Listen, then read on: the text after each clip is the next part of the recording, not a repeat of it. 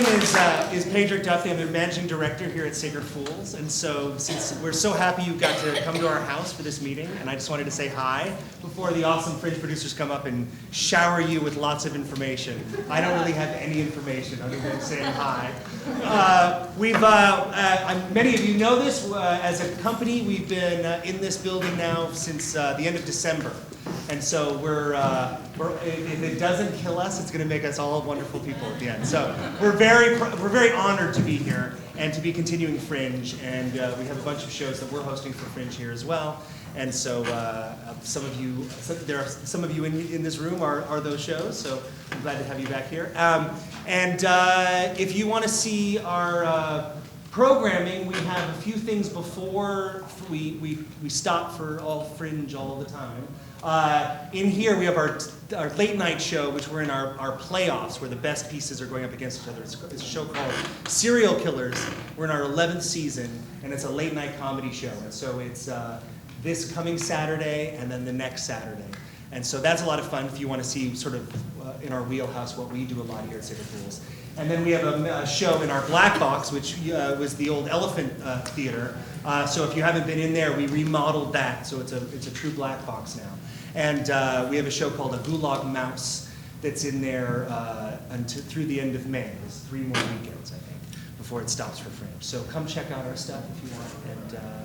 And thank you so much for being here at Sacred Fools. And here's Ben.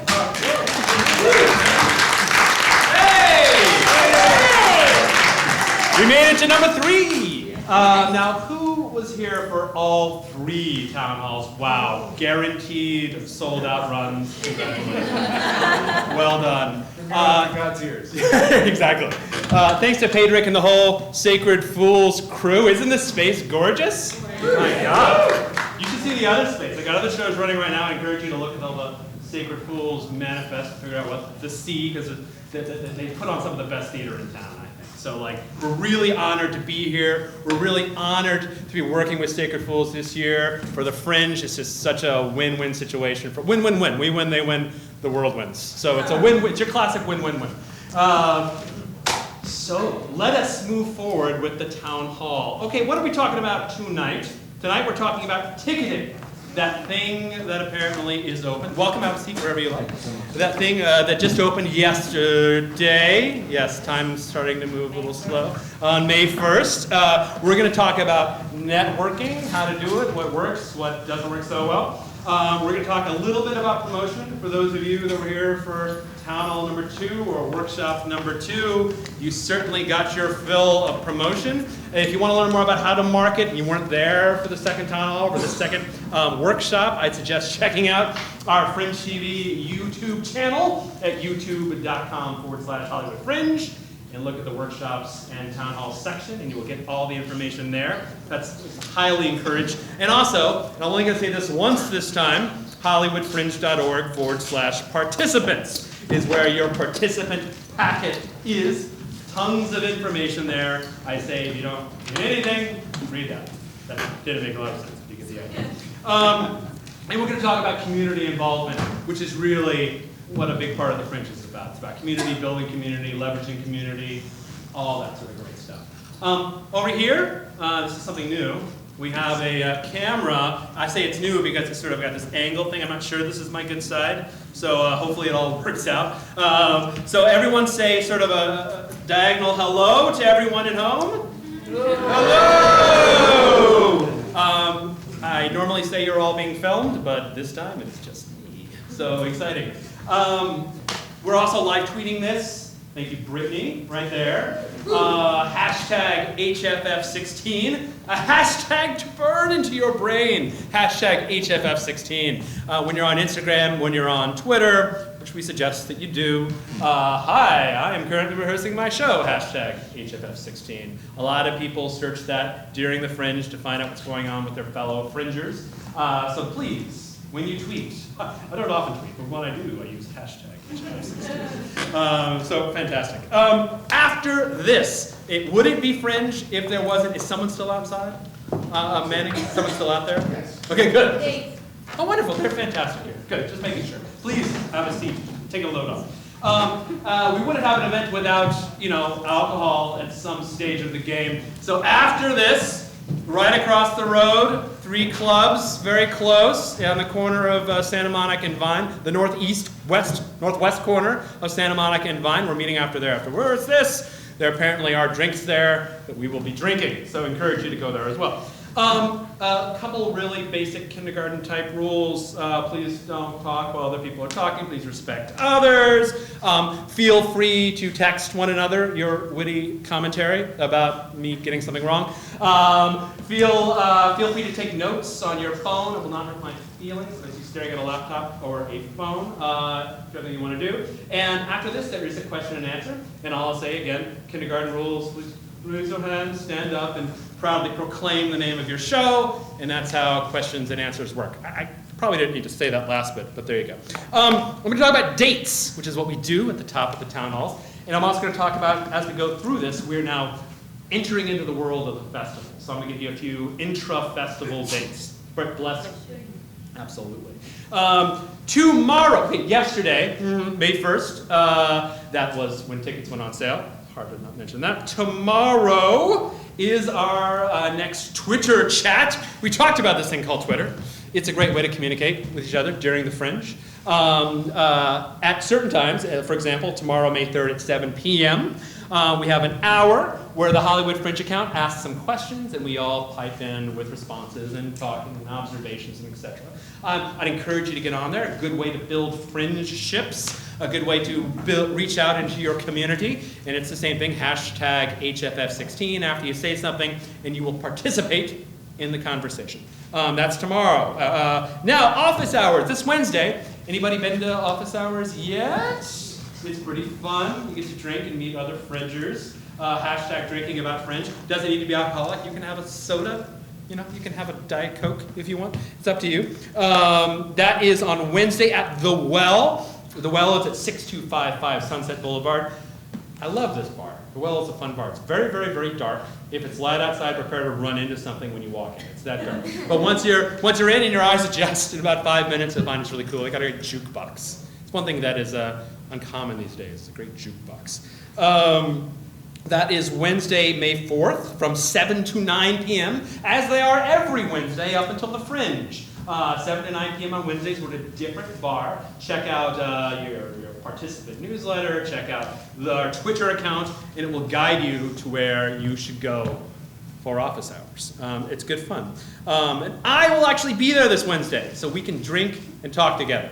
Diet Coke or beer or soda.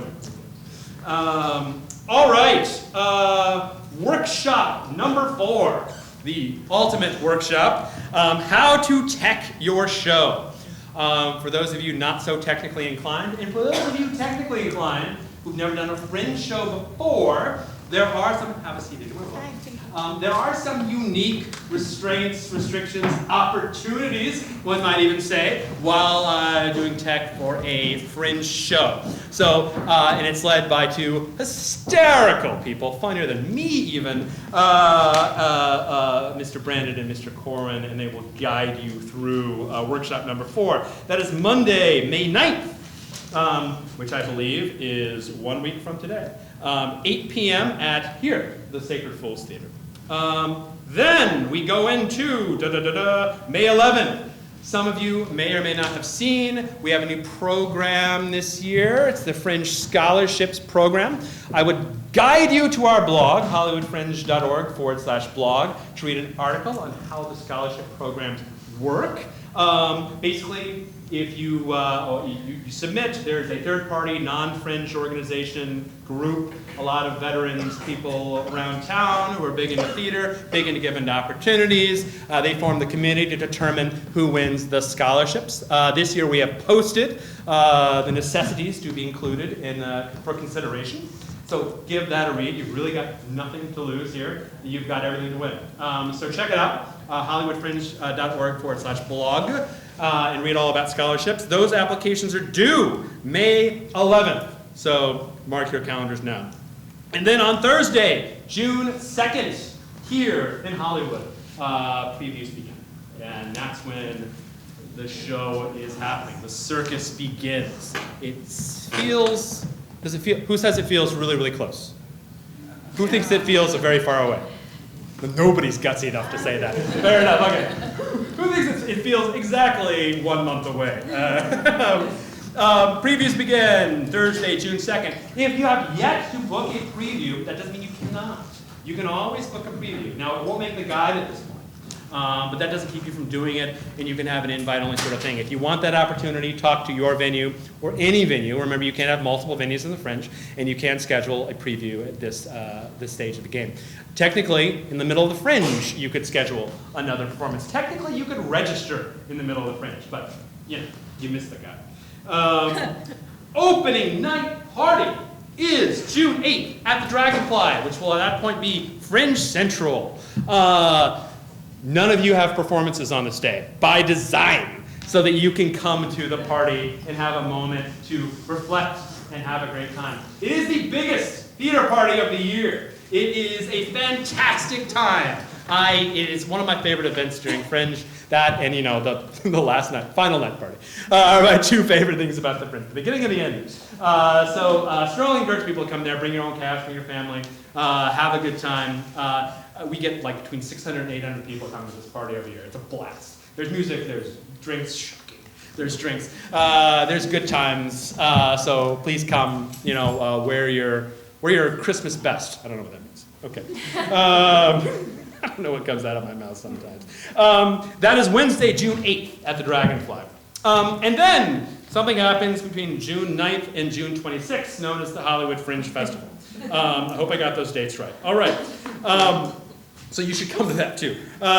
Then this is some information. If you are keen followers of the Twitter feed, you would have caught that these things have been scheduled. We have some parties during the Fringe. The first party being the Fringe Runway. What is this? Wednesday, June 15th at 9 p.m. at Fringe Central, we have the Fringe Runway. For those Project Greenlight fans out, not Greenlight, Project Runway. Yes, Ben Affleck and Matt Damon will be there. You'll be making a film. Project Runway fans out there, this is your opportunity, especially if you have a show with some fancy costumes. You can come, and there'll be very catty judges who will be judging you through a microphone. It's very, very funny. And you walk the runway, and then you win awards. So check out, do a search on Fringe Runway on the Hollywood Fringe website. You'll get some more information on that. A lot of fun, especially if your show has fancy costumes. Okay. My other favorite event. It's in my top 3 favorite events of the Fringe. June 22nd at 8 p.m. at Fringe Central is Fringe Prom. Now, if you were like a lot of theater arts type people in high school, maybe the football players upstaged you a bit at prom. There are no football players at this prom. It is all theater people. So we say this is the prom that all theater kids wish they had in high school. You get to have at the Hollywood Fringe. There'll be fun. There'll be Fringe kings and queens. I was a Fringe king one year, and a drag queen was my Fringe queen. It was gorgeous. The photos are adorable. So strongly encourage you all to come to Fringe Prom. Don't let it interrupt your schedule. Like go to see a show, a couple of shows, come in between, have a good time. We always have a great DJ. There's always lots of dancing and fun. It's all the Fringe Central's decked out in prom style. It's a good time. For those would-be rock stars out there, this is a fun one. I mean, personally, one of my dreams was to sing in front of a live band. It's another dream that the Fringe gave me, and now you get to all have it as well. It's Fringe Rocks on Friday, June 24th. Same time. This is actually at 10 p.m. because it's loud. There is a full Fringe band, the Moon Units, will play in the background. Long list of songs. And you get to be the front man or woman to the rock and roll band. It's a lot of fun. These are real musicians. These are like classically trained musicians that are going to be playing behind you. So if you can make it, if you ever felt like hardcore live band karaoke, then this is the party for you. Fringe rocks. And then Sunday, June 26th at 6:30 p.m., not at Fringe Central, at the Ricardo Montalban Theater, the Fantasy Island guy. Up on Vine Street, close to Hollywood Boulevard, there is the awards. Now, was anyone at the awards last year? Yes, a few people were. We kind of upped our game. It's a little fancy. It's going to continue to be a little fancy. So again, wear your best. Show up to the awards. We put on a show. It's a lot of fun. It is the fastest theater awards in town. For those of you who have been to theater awards in the town before, they tend to go a little long. People come up, they give really long speeches. We solved that problem by only letting you say 2 words when you begin. So for those of you who think you're going to win an award, start thinking about your 2 words now. Because thank you is just not going to cut it. You will be booed off the stage if you just say thank you. Start thinking of your 2 words. People will be screaming 2 words at you. And if you go over the 2 words, God help you. I've seen some people don't leave the stage unscathed, let me put it that way. Sunday, June 26th at 2016. Right after that, we have a closing party at Fringe Central. We all say our goodbyes, we cry in our beer or our diet sodas. Don't know why I'm giving Coke so much. They're not going to give us any money. Okay. All right. A couple notes. Right at the top, we just put a blog post out last week, hollywoodfringe.org/blog, about the Actors Equity Association. Every year, we sync up with AEA to get an idea of what the hell is going on this year. We posted specifically. Here's the thing. We at the Fringe staff are in no shape to answer the details of the AEA plans.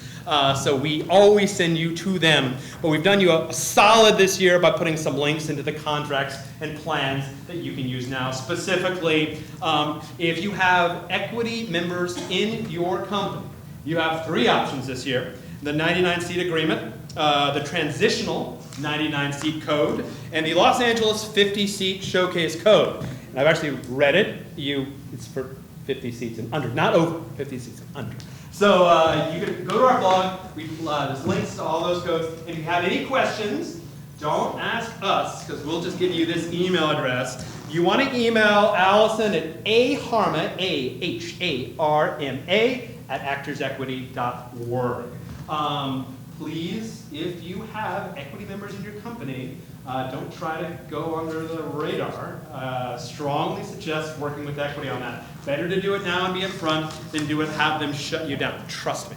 And I'll also put in a little plug for everyone has the rights to their show, right? Because every year, Sammy, calls us and says, we don't think this person has the rights to your show. You need to pull them.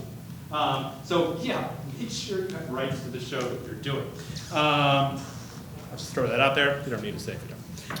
Okay, now I'm going to talk a little about Fringe Central. Fringe Central, the social epicenter of the festival. Has anyone been to a Fringe Central in the past? Has anyone not been to a Fringe Central in the past? Okay, there we go. Fringe Central is like your club, and it's not one of these douchey LA clubs that you need to wait in line to get into. It's not that sort of thing. It's a good time. We're very warm. Like the bartenders and security are specifically told to be friendly, which for those who've been at bars and dealt with security in Los Angeles is also a pretty unique thing. And please tip your bartenders, for God's sake, because we don't pay them. So yeah, that'd be fantastic if you did that. So Fringe Central, this year's at the Dragonfly. It's right down there. The address is 6510 Santa Monica Boulevard. Santa Monica? Here? There, Santa Monica, there. Okay, so there. Okay, what's over there? We're open pretty much every day of the festival. We're going to post hours before the festival for folks who need to pick up press passes, people who need to pick up buttons, stuff like that. We'll have a little booth available during certain times. So though during previews, for example, we're not fully open, but we'll be open a couple hours, a few hours a day for people to come pick things up. We truly open. You can see all the construction in the background. We will be truly open on the opening night party. Opening night party is the great reveal of Fringe Central. This is your clubhouse during the Fringe. You're welcome here anytime when we're open, not when we're closed. That's when we drink. So anytime when we're open, you're welcome. And it's great. There's an indoor area, there's an outdoor area. We open up the entire Dragonfly facility on certain days. We get big. This is where things happen. You have cabarets there most nights. We're going to talk about cabaret. If you have a a club or organization or group. For example, we hosted the Pro 99 people. We had a Black Lives Matter meeting there before, I guess, there was a Black Lives Matter term out there. But people come to us and say, we want to hold like a theater-oriented, this is my club event there. Contact support, and we might be able to find some time. You can bring your club there and have an event at Fringe Central. We're totally cool about that. support@hollywoodfringe.org. We're going to post the hours. You'll see that really for the previews. I mentioned that.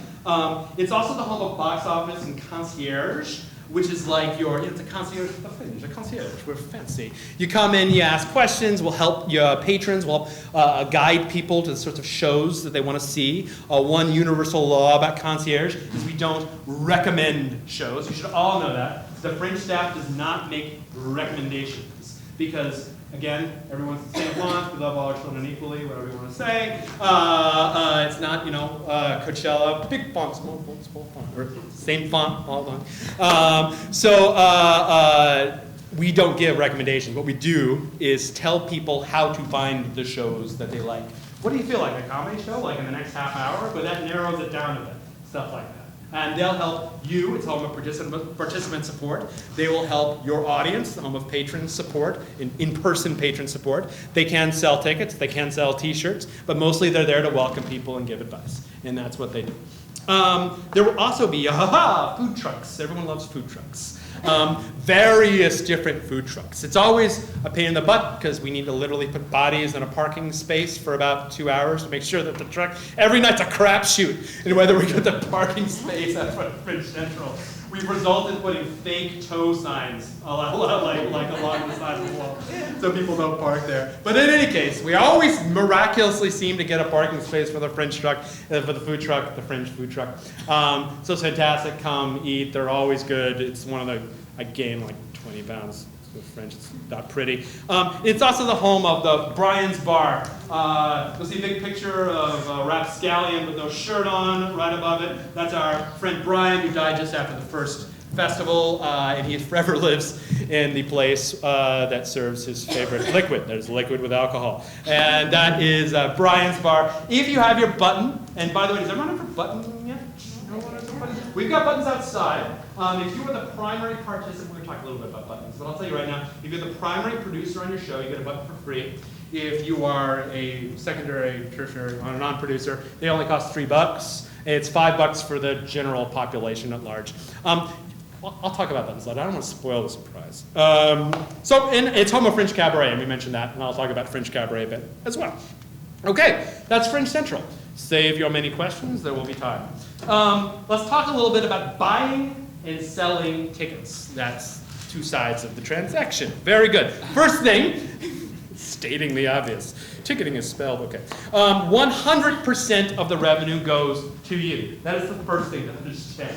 You might say, my God, how does the Fringe make any money when you're giving us all the money you pull in? We actually built our own ticketing system. I built the ticketing system, so when you're on the website and doing things, know that I labored for years over that code. So thank you. Have a little respect. Thank you. Little thing, there might be a redesign coming this year, so don't be too surprised if you get an announcement saying it's like the stuff that matters to you will all still look the same, but we're going to give it a little flash. So you didn't hear me say that. It's totally unofficial, and I'm going to be working on it right after this. The first important thing, 100% of the revenue goes to you, the Fringe participants. Now, because we built our own ticketing system, and we don't use one of the well-known ticketing systems out there, we charge a small service fee on top of everything. It's up to $15. It's $1.75, and it starts to ramp up very slowly after that, gradually after that. After we pay credit cards, we make something like the bank, we make something like 90 cents a ticket. And that's how the Fringe makes money on tickets. So everybody wins. We keep the fee very, very small comparatively. I'm sure you're well of higher fees than other ticketing services out there. We don't do that. You guys get all the money back, so that's terrific. When do you get the money back? Good question, thank you for asking. Within the first week after the festival is closed, you will get an email from us saying, hey, we have money to give you, at which point you will follow a link. This link will take you to a settlement page where we ask you a couple questions. The first question, the most important question being, on a show-by-show basis, how many walk-ups do you have? The answers to these questions is what we send to the press when they ask that question, how many tickets do you sell? So, when you're at your performances, do us all a favor and try to keep a reasonable accounting of how many walk-ups you have versus how many pre-sales you have. You can all be estimates, it's fine. No one's telling you to be mathematically accurate here. Just get an idea of how marks are. Here's how big my house was this day. Here's how big my house was this day. It helps us, which helps all of us. Very good. And then we will send you a check. We are very fast about giving you your money after it's all done. It's obviously, we don't quit.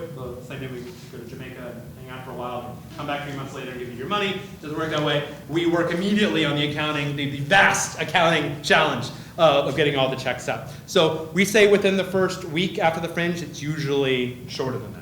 We just say that in case any fun bank problems happen. But in general, everyone gets their money. The first round gets their money. The checks in the mail within a week. So terrific. Let's see. Ticket prices. Okay. For those of you that have looked at the Fringe site, you see that you can set a regular ticket price. Everyone has sort of has the default one that the venue makes when they put the performance together. But then you can go to your project, log in, make sure you're logged in, go to the admin tab, and right there on a performance by performance basis, you can set your ticket price. Now your ticket price can be $5, $12, which is the average, by the way. $12 is the average. It can be free, set it at $0. You can also set it at pay what you can with a recommended donation. Pay what you can is a nice little tool. Pay what you can is very often used for previews, because you want to get as many people as you can into previews. And let's say your show's not selling as well as you want it to. You can, mid-festival, flip it to pay what you can and put a suggested price of whatever you want. So you're encouraging people to come, you're encouraging people to pay. Some people are going to be jerks and not pay you anything. You never know, some people might pay over the actual price. You never know. So pay what you can is an interesting little way. So there's the normal price, the price that civilians get off the street. Then there's participant prices. Now, I think everyone in this room wants everyone else in this room to set participant prices. So let's say collectively, and let's all set good participant prices. This is what we all want. We want other participants to come see our shows. And make the participant prices lower than the regular price too. You can't make it higher. We put that code in, let me tell you. You cannot make the participant prices higher. So go in like, if you haven't done it, do it tomorrow. Go in and set good participant prices. Because here's the thing, participants will come, participants talk, they're all shoved together in Fringe Central every night when we're talking what we like, what we don't like, unless you're Fringe Central. Like that. But it's good to get other participants in from a community perspective and also just from a numbers perspective. Check out Town Hall number 2 when I talk about the Fringe effect, when I talk about various Malcolm Gladwell books that I like about tipping points and phenomenons and how the anatomy of a phenomenon and things like this and how it works. Sometimes it's just about getting a few of the right people in your house. You get the right people in the house, those people talk. Or you get the right people in the house, that people ask questions to. What should I see? What should I see? What should I see? You want to get that person in the house as quickly and easily as possible. Hello, doggy. You don't want to. I think it might be I think our first dog at our Fringe town hall. That's fantastic. Questions after, is that okay? Can you hold on to it? So yes, set participant prices is what you get from me. Then there's this thing called community prices. You might be wondering what this community price thing is. And this comes back to that button that I mentioned. Anybody have a button on right now? Oh look, Matt has a button on. That's the Hollywood Fringe 2016 button he has on right now. There's a unique one every year. They're square and weird, so people know like they're Fringe buttons, clearly, because they're a 1.5-inch square button. God knows, no one else in the world has created a 1.5-inch square button besides the Hollywood Fringe Festival. It becomes your badge. The nice thing about having a button is when you walk up and down Santa Monica Boulevard or wherever your venue is, people see the button, people will be more likely to talk to you. It happens. They go up and talk to you. You're like, oh, you're at the Fringe. What do you like? What do you see? Like, they talk. So more than anything, it is your badge. It is your badge of Fringedom. So wear it proudly. It also gets you cheap things, like $1 off drinks at Fringe Central. That's a cool thing. It gets you discounts at very small businesses around Hollywood, most of the places to eat. You can go to, they're called the hotspots, the Fringe hotspots. And if you go to hollywoodfringe.org/hotspots, It's a running list. We add to it all the time of various businesses that accept the button. If you go to a business and the bastards don't give you a discount, let us know. Because sometimes it's hard. There's like 150 GMs and getting everyone to know the same thing. Let us know. In any case, it will definitely get you $1 off drinks in Fringe Central. It will also give you $1 off tickets all around Fringe. So, and this is compulsory. There's no way out on the website at least. So when you go to the website and you are a civilian with a button or a participant going to see a show with no participant discounts, you automatically get $1 off. Now, here's a thing that everyone should know. We obviously do not have button cops in front of every venue when you are doing box office in front of your venue.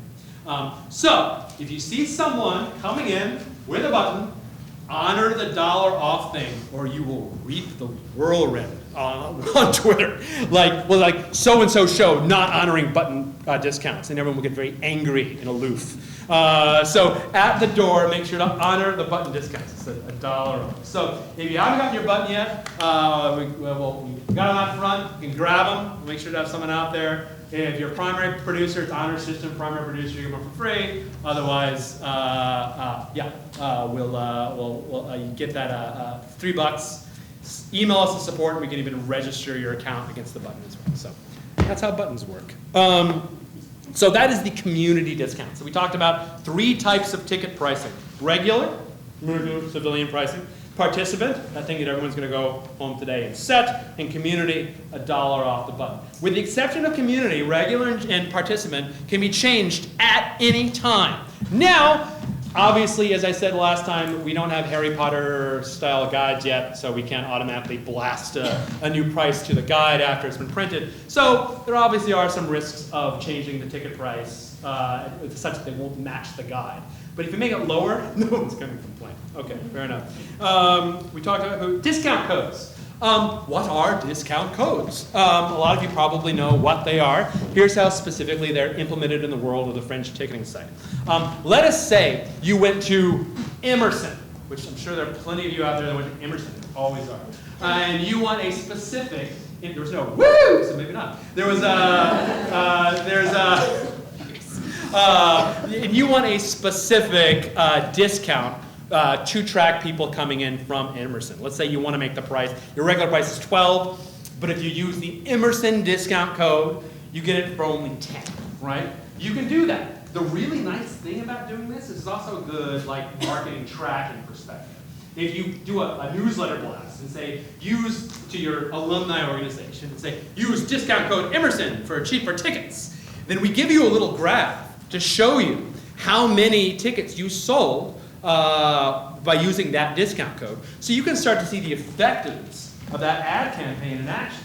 So even if it's $1 or a couple dollars up, it benefits you from the perspective of knowing which marketing programs are working and which aren't working so well. Very key, you can assign discount codes to one, multiple, or all performances. So if you have an Emerson night, for example, clearly Emerson should be sponsoring it. If you have an Emerson night, for example, that's like their first Wednesday or something like that, you can say this discount code only works for this one performance. Or you can say it works for all of them. It's up to you. So check out, go to project, admin, discount codes, and that's where you can set discount codes. You can do that right now. Go for it. Make a discount code. Give Emerson people cheap tickets. Comps. Comp stands for complimentary. It means free. It means giving tickets to people away for free. Sometimes you want a VIP or a family member or someone you just want to put on your will call list, which is the list of people attending that show, and you want to give them free tickets. Go to your project admin comps, and then you can set comps performance by performance. And this is how you do it. There are a lot of comps that come through every day. Even now we're seeing a lot of your comps coming in. You want to make sure you want to reserve seats for some of those special someones. Go for it. Create some comps. All right. A note about holds. What is a hold? A hold is, let's say you have 100 tickets to sell. Or let's say 99. Let's say you have 99 tickets to sell. And you want to take 20 and you want to foolishly put them on Gold Star. And you want to put them on Gold Star because they want to get rid of them. Now, obviously, this means that you need to reduce the amount of tickets you sell through the Fringe site so you don't oversell your show. In this scenario, you only want to sell, yes, I can do that, 79 tickets through the Fringe site and 20 on Gold Star. Well, on a performance-by-performance basis, you can specify how many tickets you want to put on sale through the Fringe site. Everybody with me so far? Remember this Q&A. Okay. Now, here's the one rule.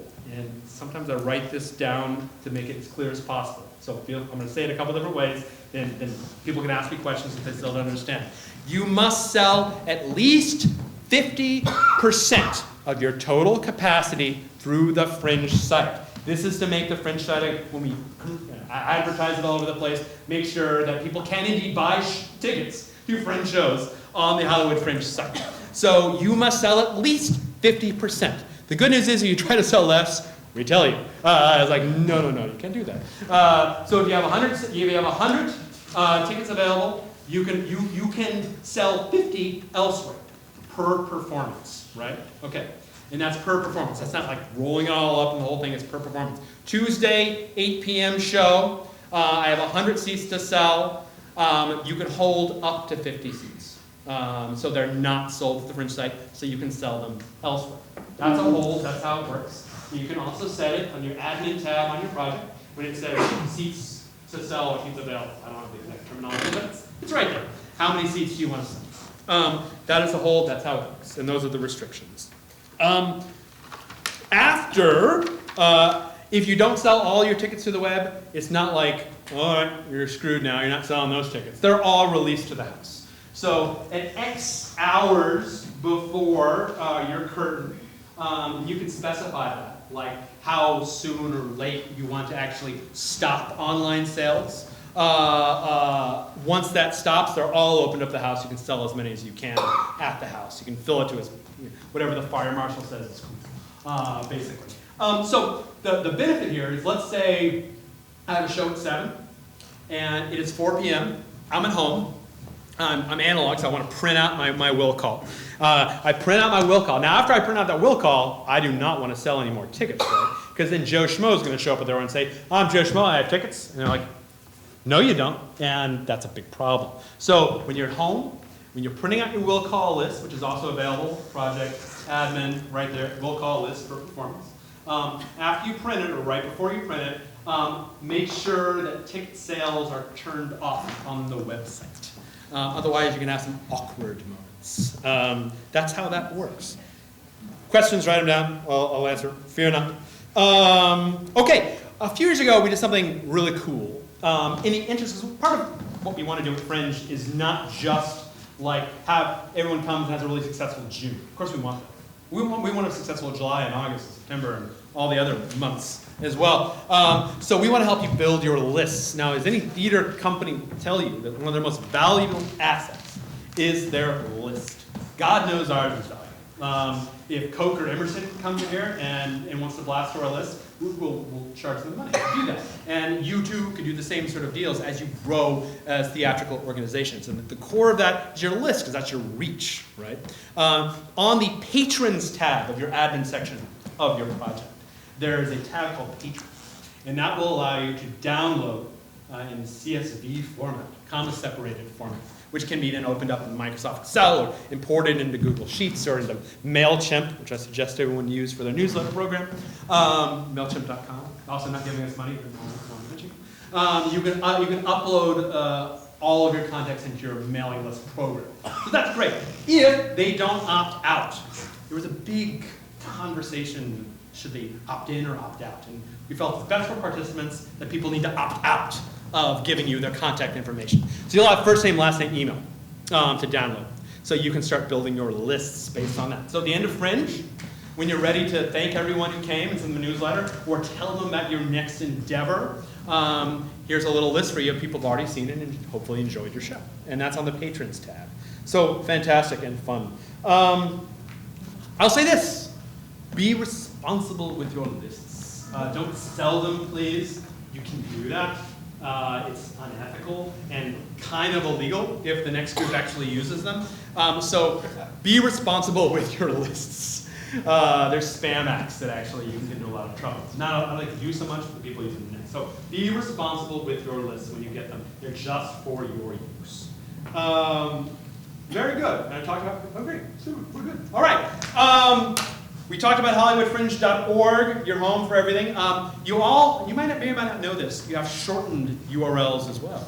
HFF16.org / your project number, which if you look in your project page in the URL window, you can see a number at the very end of it. That's your project number. It's probably in the late thousands, early 2000s now. So you do HFF16.org / your project number. That is a friendly, shortened URL, certainly shorter than HollywoodFringe.org / projects / 2000. HFF16.org / 2000. Your short URL is also on your project page there for you to see if you can see that. And right, now historically, about not including walk-ups to the venue, about 99% of your tickets are sold at HollywoodFringe.org. So strongly suggest that you push that up, not including walk-ups. But we also have a mobile app for Android and iOS. It's, I was proud of it like 2 years ago, and now I think it looks really old to me. I don't know why I say these things. So next year we're going to do a redesign of the mobile app, but it's totally serviceable, totally works. Things you can do on the Fringe app. It's on the iOS store. It's on the Play Store for Android. You can browse shows by category, name, distance, venue, time. You can make and manage your favorites. Yes, you can make favorites. It's not incredibly obvious due to some questionable user experience design on my point apart, but yes, you can mark your favorites, and you can manage them on your mobile app as well. So if there's a show you like, you can mark it as a favorite, and you remind you to go see it. You can browse the various news, the feed. If you go to HollywoodFringe.org / feed, you can see the same thing on the mobile app. New releases, press releases, new projects that come in, new reviews that are posted. You can purchase tickets on the mobile app, including using discount codes. You can read reviews. You can rate reviews. Secret, there's a little link that says, was this review helpful or not? This is how reviews are sorted. The most helpful apps, as judged by other reviewers, go to the top, and readers of reviews, and the least useful go to the bottom. So if it's a interesting, analysis into the social critique of the show, that tends to go to the top. If it's this show sucks, I'm going to go see the new Ben Affleck movie, then that goes down to the bottom. So we have a way to rank and sort the reviews as well. Those reviews are also available on the app. And then you can read, you can view your schedule. So as you buy tickets, you can see this is my schedule on the app. And then you can read community member profiles. If you meet someone at the Fringe, you want to learn more about them, you can read about them.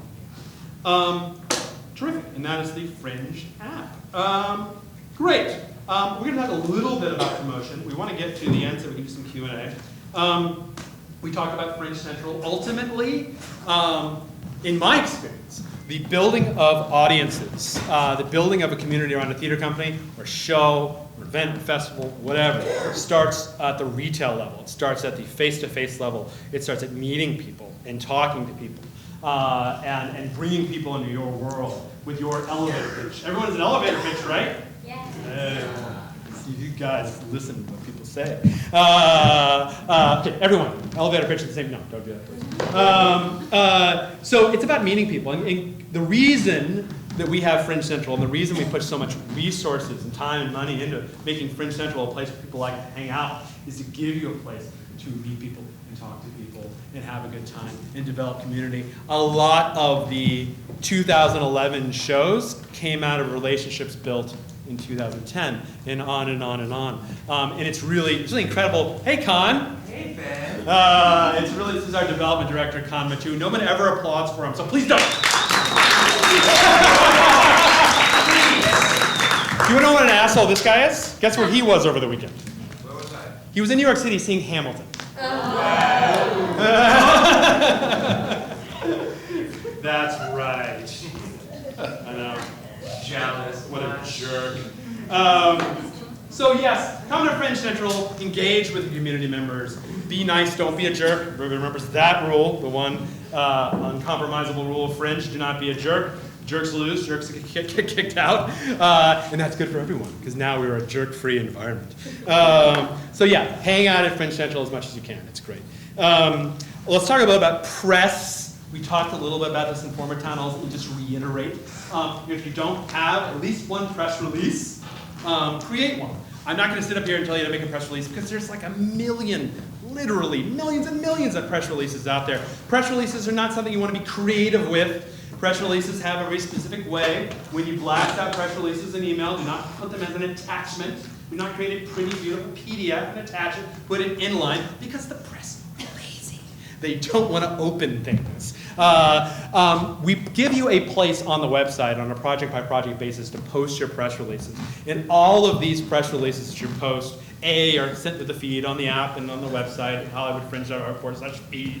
But they also go into the press section at hollywoodfringe.org/press, which is our resource for the press. And a lot of folks in the press only see shows that have a press release posted on hollywoodfringe.org.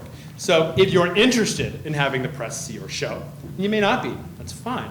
But if you are, I'd strongly suggest putting together a press release. I strongly suggest posting on the website. If you go to your project page, go to the press tab, and you're logged in, you can add a press release there. And then it'll be available for the press to see, and they can sort by categories and sort of go through them and see what, it's like a blog type format for the press of press releases. So definitely do that. We manage press credentials at /press.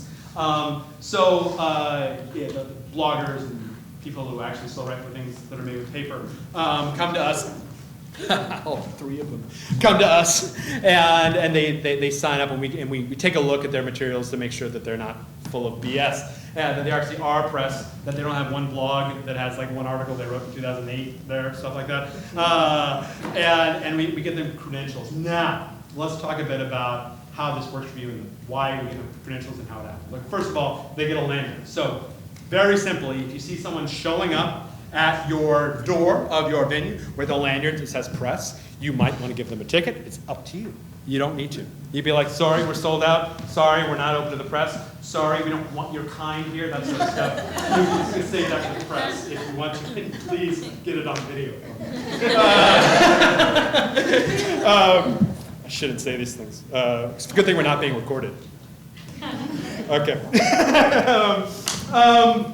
Okay, here's how it works. This goes to one of those rules. During Fringe, we all hate it. We all get too much of it. It's all a pain in the ass. Check your email as much as you can. Because here's how it works. I am Joe Press, writing for LA Theater Shows.com. And not really. And I come to your show, I'm credentialed. I get a special link that other people don't get because I'm special in the press. And it says request press comps. And then I request my press comps. And I say, okay, what performance do you want to go to of this show? They pick your performance, they pick the number of seats that they want, and then you guys get an email. And an email will say something along the lines of, congratulations, some press wants to see your show. And we make it so easy for you. All you need to do is click a link. You click a link, and it automatically fills out a comp for you. All you need to do is hit save, or submit, basically. And it adds it to your comp list with a mark that will show up on your will call that says press. So you know when so-and-so walks in your press says, my name is Joe Schmo with LATheatershows.com. And you'll be able to say, oh, of course, press, well. And then you will hand them your press kit. Press kits don't need to be fancy, y'all. It's great if you want to be awesome about it and make them all beautiful. Ultimately, it can be a folder with some articles about your show, some resources about your show, a couple press releases that you put together, whatever you want to do. I've seen them. It's better to have one that's not so fancy than to not have one. If you're interested in courting the press, I suggest having a press kit. They're analog, but you know. So they walk in and you give them their press kit. So if you get one of these emails, then I would look at it, and if you're interested in getting press coverage, click the link, create the. It's really simple. We make it very easy for you. Okay, and that's how that works. Great. That's all I'm going to say. That's all I'm going to say about that. That's press. Flyers. Okay. Everyone loves to hate flyers, but everyone still kind of needs one. We're not living in that world where I can just like digitally like bring in my information, which would be awesome. Yeah, like I send the flyer to your brain and you get a thing. Anyway, we're not quite there yet. We'll be on top of that technology when it arrives, though. We have lots and lots of paper at the Fringe. It's a scorch to the earth. We're all going to pay for it. For the time being, we need to promote our art. Does everyone have flyer designs or working on flyer designs? That's fantastic. Your image, I would spend time and thought into the design. If you have access to a graphic designer, fantastic. You probably need them. That image is what people will associate with your show. It is their impression of your show. It's a big deal, the image of your flyer. That's why we put so much time and effort into our guide cover every year, because that's what people see over and over and over again. And thinks, oh, that's the Hollywood Fringe Festival this year. Da, da, da, da. I saw it on the pole signs. By the way, pole signs are going up in the next couple of days, and you're going to feel very, very proud as you're driving down, roads here in Los Angeles, and you see on the sides of them little flapping in the wind Hollywood Fringe stuff. You're going to be able to say to your significant other, who is normally very judgmental of you, you'll be able to say, I'm in that. That's good. I made it. I got into an open access festival. Really proud. And those will be all over town, in places where we think that the hipsters who come to the Hollywood Fringe Festival live. So, like on the east side, or places we know there are lots of traffic, and people just stop and have nothing to do but to stare at our beautiful pole signs.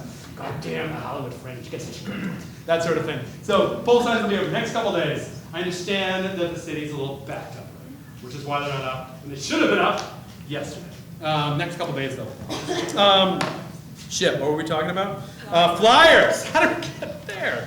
One thing I will say is remember to include the Fringe logo. If you haven't published your flyers, I mention this as much as I can. You don't want to be a jerk about it. You need the Hollywood Fringe logo on your flyer. If you didn't, you only got 10,000 published, and didn't put them on it, email us, and we'll work with you. But hollywoodfringe.org/branding. You can download fancy image files that you can put on your flyers. You'll see a JPEG and an EPS. Most of you are like, JPEG, I know what that is. JPEG's my old pal. What the fuck, EPS? Okay, EPS is, if you're working with a graphic designer, they want the EPS. They do not want the JPEG. Give them the EPS. They know what it is. It basically means you can go without, looking like crap. You can make it bigger and make it smaller. You can size it. So give that to your graphic designer. So put that on there. The reason we asked you to do this, I've said this before, so apologize for boring people, is because at Fringe Central, we have lots and lots of places for you to put your flyers. And posters, by the way, for those of you who are making posters. There is space in Fringe Central for you to put posters. Now, every day we walk around and look at the huge amount of flyers, and who knows, I mean, there's 300 shows in the Fringe. Like, how am I going to know that my dog's last breath, it's a sad show. Is a Fringe show. The only one I know is, okay, Hollywood Fringe logo. Okay, it's a Fringe show.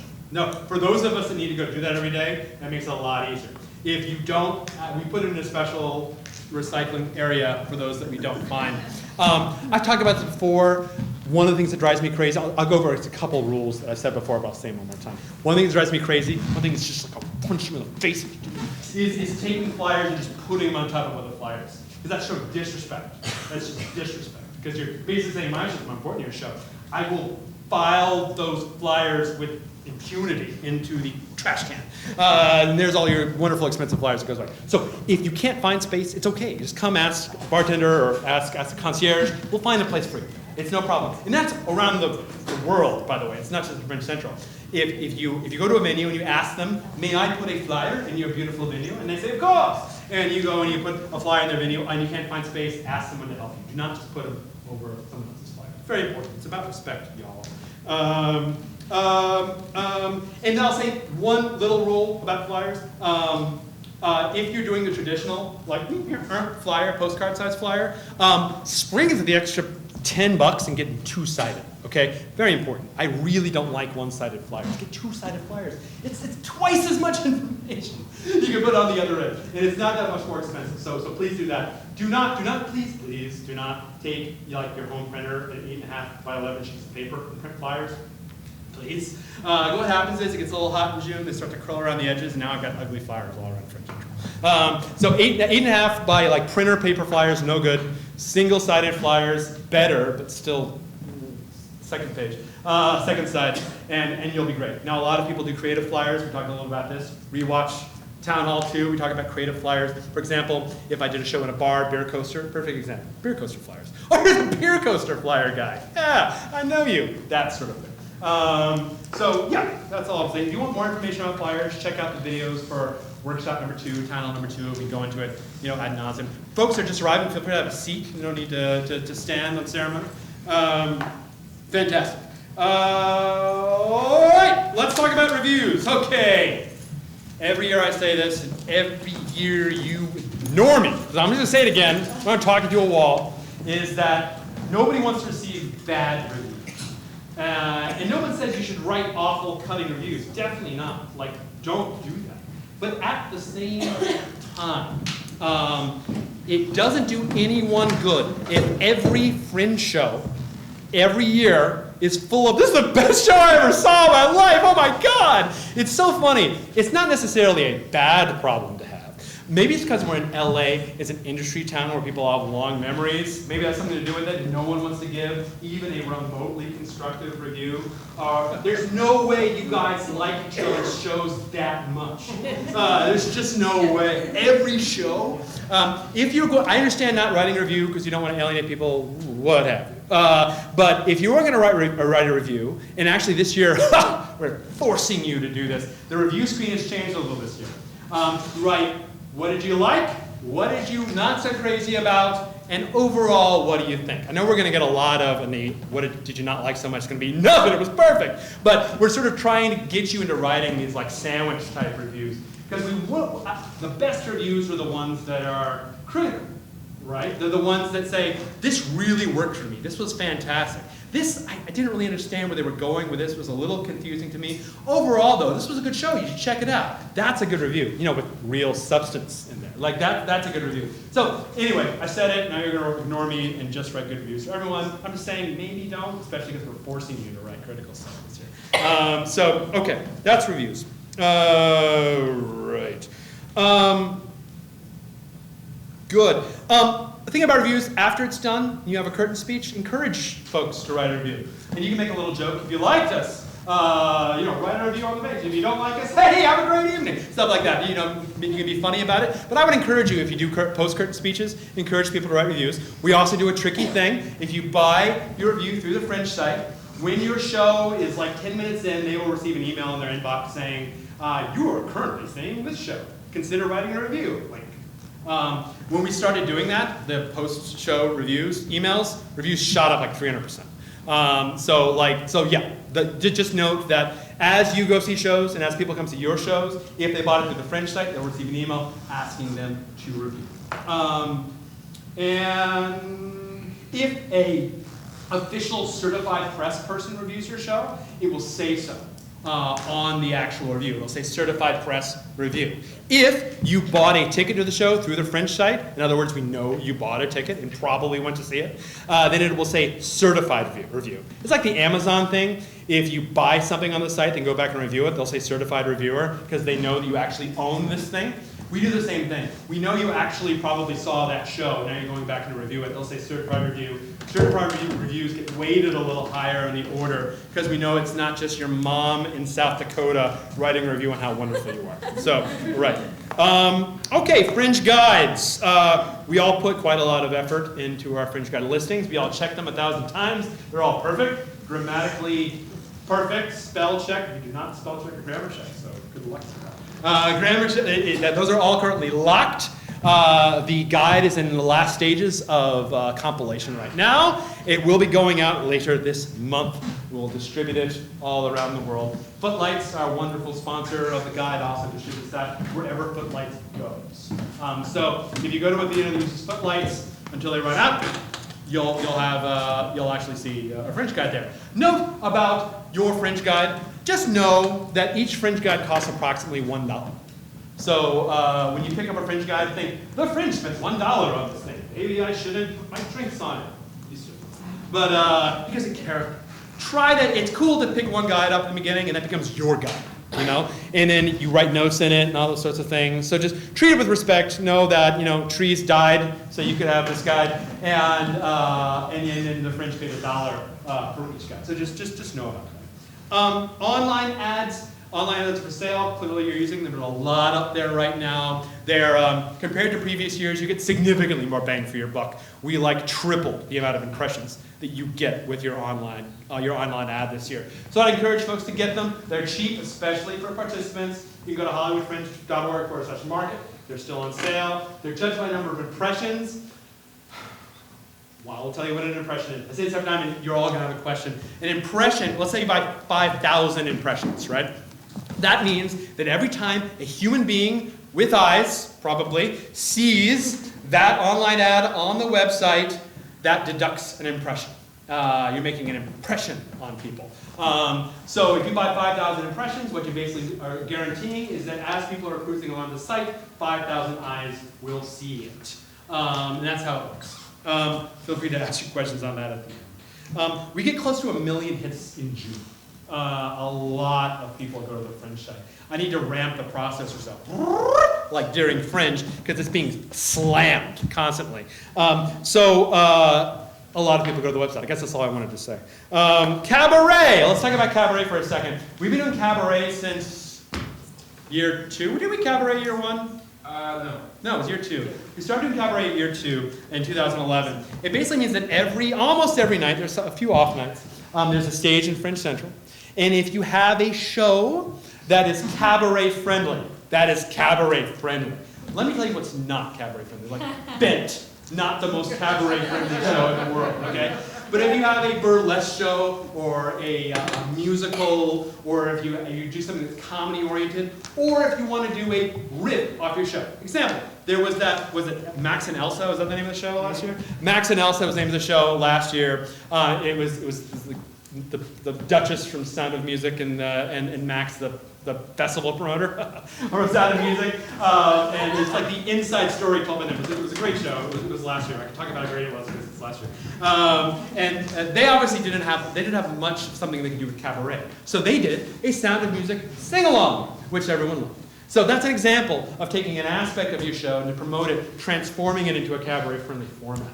But yeah, very serious, somber, like talking about Nazi Germany on stage and staring at each other with soulful eyes is not really cabaret friendly. Most people are like, oh God. So yeah, that's not so much. But if you can somehow, maybe not that, but spin something like that into a cabaret friendly forum, then that's fantastic, something you can do. If you're interested in doing cabaret, note, we will tell you, that's not going to work if you have a certain sort of thing. But cabaret applications will open May 15th, first of all. You can follow on Twitter at HFF Cabaret, CABARET, or join the Facebook group of the same name for the latest news on cabaret. We'll also be sending you out a blast in your inboxes when they open, and how to apply, and how it all works, and how to reserve your spot on the stage. It's fun. It's always fun watching cabaret. We're almost to the end here. We can start Q&A. A bit on community involvement. We have a volunteer program. Yes, we have a volunteer program. And if you ever wanted to see how wonderful we are on staff, and you want to work with us, then you can volunteer with us, and it's actually quite a lot of fun. You get a t-shirt. I mean, come on, you get a t-shirt. Yeah, right? You put a little time in, you get an idea of how everything works, behind the cloak of midnight. I don't know but how it works in the backstages of the Fringe, and it's fun. If you ever harbor any fantasies about one day working for the festival, almost every single staff member, with the exception of the very founders, started as volunteers and came up through there. Volunteers are interns. And came up through there. So hollywoodfringe.org/volunteer. I think our volunteer director wanted me to say something. Right. You can also email Stina, Stina. She's our volunteer director, Stina Peterson. Stina@hollywoodfringe.org. and say, hey, I want to volunteer, what can I do? And she'll get right back to you. So there you go. I'm going to talk about the last thing before Q&A. Should stretch for this. The last thing before Q&A, awards. Okay, for those of you that were at the previous town halls, and I said, please don't ask me questions about awards. Let's not all get too obsessed about awards. I'll talk about awards at the third town hall. Here we are. I'm talking about awards. This is how they work. Well, first of all, I'll say it again. Don't get too obsessed about awards. And everybody wants to win an award. Awards are fun. They're that thing when you were in your bathroom mirror when you were 7, you were accepting awards. We all did that, right? So awards are a lot of fun, and we try to make the award ceremony fun. And we try to take some of the backstabby Academy Award stuff out of our awards, because the stakes are clearly the same. Hollywood Fringe Award and the Academy Award, clearly the same. We have 2 sets of awards, 2 different types of awards that you can win. One is our sponsored awards. And these awards that are given by organizations outside the Hollywood Fringe that actually May 1st was our last day to apply, so sorry, you can't apply for that anymore. For example, I have an organization like, for example, if I were GLAAD, I don't think you have GLAAD this year, we've had them in previous years, and they're looking for LGBTQ shows, and they'll go see a bunch of LGBTQ shows, and they'll choose the best, and they'll give some sort of award, which would be a statuette, and some sort of prize, potentially. Some of the awards actually do involve money, the sponsor award, so that's pretty cool. We will post all of the awards very, very soon, so you can see the rules of the individual sponsored awards, who to contact if you want more information on how to qualify for an award. They'll tell you things like how many shows they pledge that they will see and what they're going to see. And we'll blast that out in all the various ways we blast these things out, so you'll get all that information, you'll know what awards are out there. Those are the sponsored awards, okay. Then there are the freaks, which are the Hollywood Fringe Awards. And we have a freak in each category, so comedy, cabaret, dance, musical theater, ensemble theater, solo shows, etc., musicals and operas. And then we have one for world premiere, one for international, and one for top of the Fringe. And top of the Fringe is across all categories. The greatest honor in Fringedom, the top of the Fringe Award. Those are voted on by you. Here's how it works. If you have a show, if you're in a show, if you run a venue, if you review X amount of shows, or if you see secret number Y amount of shows, then you qualify for a ballot. And on the Saturday before the awards, so the 25th, you'll receive a ballot in your inbox. Remember to check your email, saying, here's your ballot. It'll take you to a website, believe it or not, it's another website, a webpage that will go through all the categories, and you can vote on the shows that you think are deserving. And then PricewaterhouseCoopers comes in and sets it up. No, they don't. It's me in a back room with the door closed. Sometimes. Sometimes it's just at the bar going and people are I'm like, sure. Anyway, so yes, and on the 26th, the award ceremony at the Ricardo Montalban Theater, Fantasy Island guy, we announce all the awards. And it's a great show, and it's a great time. And that's how the awards work. And one of the sponsored awards, segue, involves one of the by far the largest player in our extensions program, which is basically giving opportunities to your shows to have a second life past the Fringe and to give you a new stage to perform on. And that award is the Encore Producers Awards. And I'm happy to invite the chair, what are you? The producer of the Encore Awards, Mr. Matthew Quinn. Hey everyone, my name is Matt Quinn, and I run the Asylum Theaters, but also I'm producer of the Encore Producers Award. As Ben mentioned, this is an extension award that is chosen by participating venues. So right now I can tell you that the Complex, the Lounge, Sacred Fools, and Bootleg Theater, along with the Asylum Theaters, are all participating venues. If you're at a venue you're not sure, ask your venue, and if they want to do it, have them contact me at mquinn, that's Quinn, at combinedartform.com, and we can set them up as a participating venue. The submission process for this, as Ben mentioned, is just like any other award. We'll have a website. Actually, the website's up now, theencoreawards.org. You can submit through there or through the Fringe site on their list. We do have some restrictions and all the rules are up there, but basically it's a wonderful opportunity for your show to get that extra extension. They usually last just for July. It's usually 1 or 2 extra shows. I personally have extended shows through August, September. I've picked up shows for 6 months. So it's a great way to kind of get that extra oomph from your run. We have people that from that run get additional press, obviously additional audience, and other future opportunities. So it's highly recommended to submit for it. Again, if you have any questions, that website, theencoreawards.com, has plenty of information and also an email to get in touch with me. So hopefully I'll see you guys there. Yeah, and quick questions? Yes? .com or .org? .com. Did I say both? Yeah. I've been doing that lately. It's kind of a thing, a lot of different things. Yes, .com. Anything else? Great, easy. Thank you, guys. Oh, God bless you for being here. One more plug. For those of you interested, especially writers, directors, actors, most of the people in this room, there is a new festival coming into town called Short and Sweet. It's been running 15 years in Australia, and it's just coming to North America, to LA. We're having a special sneak peek of the event where you can meet the founder of it, Mark Cleary, who just came in from Sydney. It's tomorrow night at 7 p.m. at Stella Adler. Free, there's free Aussie beer, which is amazing. Better than Foster's. Better than Foster's, we heard this. Better, little notch up above Foster's. So I think it's going to be a wonderful event to complement everything going on with Fringe, so check it out. It's shortandsweet.org is the website for the company. All right? Well, thank you very much. Thank you. Thank you. Thank you. All right, what time is it? 9:15. Wow, great. We got 45 minutes for questions and answers, or however long you need. Okay, here's the rules. I saw you first. He's the first man. As I said, please raise your hand. If you raise your hand, you wait until you are called upon. I will get to everyone, I promise. Stand up, proudly proclaim the name of your show or tagline of your show, and then proudly answer your question. And then you may continue to stand, or you may sit down. It's up to you. All right, sir. First question. Scott Sanders, very new to this, presidential election shorts.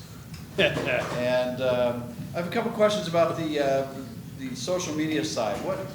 Do you have like a list or somewhere that has the most effective hashtags that might be picked up and seen frequently by the people that come to see this Fringe festival? Yes, there's one. HFF16 is the big one. We really don't have many other. Oh, sure, there you go. Thank you. LA Theater, that's the big one. Thank you. LATHTR. WSQ, ever hear that? LATHTR. LA Theater. LATHTR. That's a very all year round. That one's used. LA Theater. Yeah, that answer your question? So that's good. LA Theater's a good one because it's year Well, round. there's a list. People look at things on a frequency basis, so Oh, sure. I mean, find those out, but what's most effective? you know, I mean, on the internet, I'm sure you could find some, like, what you can do too is Twitter has like trending hashtags and stuff like that, because it's all point in time, right? So like if you want to play that game, that might be a really good game to play. Check to see what's trending right now, and check to see if there's any relevance to your production, and then tweet along those trending hashtags. It's probably a good idea. Just that. Yes. Hi, Catherine Butterfield. I'm the playwright for Life Expectancy, and I'm curious about. I noticed we don't have a preview. We start on the 10th. Yep. Is it important for us to get a preview? Okay. Well, I mean, it's like, so we give you lots of tools, right? And if you look at the participant packet, you can see tons and tons of tools. No one's saying you need to use all the tools. And no one's saying is that if you don't use X tool, you won't have a successful show. Like, not at all.